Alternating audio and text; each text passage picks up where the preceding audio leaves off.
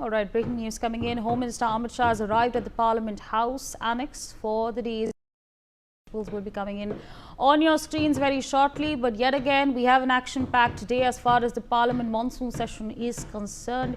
My colleague Anand Singh joins us on the broadcast to give us more on this. Anand, of course, the Home Minister has now arrived at the Parliament complex. But much more is awaited today, including the Indy bloc protest that is scheduled to take place, and much more on the agenda as well. Yes, sorry, look, the Union Home Minister Amit Shah today arrived at the Parliament on 16th day of the monsoon session. So clearly, he arrived just moments ago at Parliament building over here. Even as all the opposition parties, they have decided to march from the Parliament to Election Commission at 11:30 a.m. So clearly, I am standing just outside the transport bhavan over here, and as you can see that there is adequate security presence over here, which includes Delhi police and also the paramilitary forces, that is the CRPF. And as you can see, the barricades have been put over here, and I will just ask my VJ to show you that how barricades have been put in place so that all the MPs of the India bloc that are said to be 300 in numbers, they are not allowed to march towards the election commission over the allegations that they have put on the election commission that there was a massive scale voter fraud during the 2024 Lok Sabha elections. And even as the leader of opposition in the Lok Sabha, Rahul Gandhi, has mentioned that how there was massive scale vote fraud and vote chori that he dubbed while giving a presentation on August 7. So clearly this has become a major contention point between the election commission and the Congress party and the united opposition, that is the India bloc.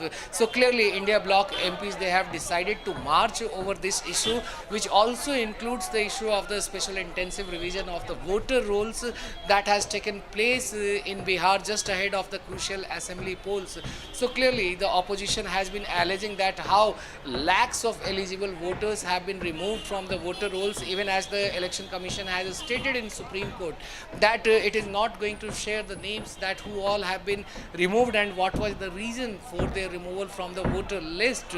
So clearly the opposition has been mounting pressure on the government to have a discussion on this voter theft issue as well as on the SIR issue in Parliament. And we have seen multiple adjournments on the last few days, especially few weeks if we can say. So clearly the opposition is not leaving any stone unturned to target or corner the government on the issue of the SIR, as well as the new revelations that Rahul Gandhi had made during his press conference on August 7, even as the Karnataka CEO has issued a notice to Rahul Gandhi asking him to reply in a declaration or oath that whatever allegations he has put, he must share the evidence with the poll panel, whereas Rahul Gandhi has said that whatever he says in the public, it can be taken as oath by the election commission.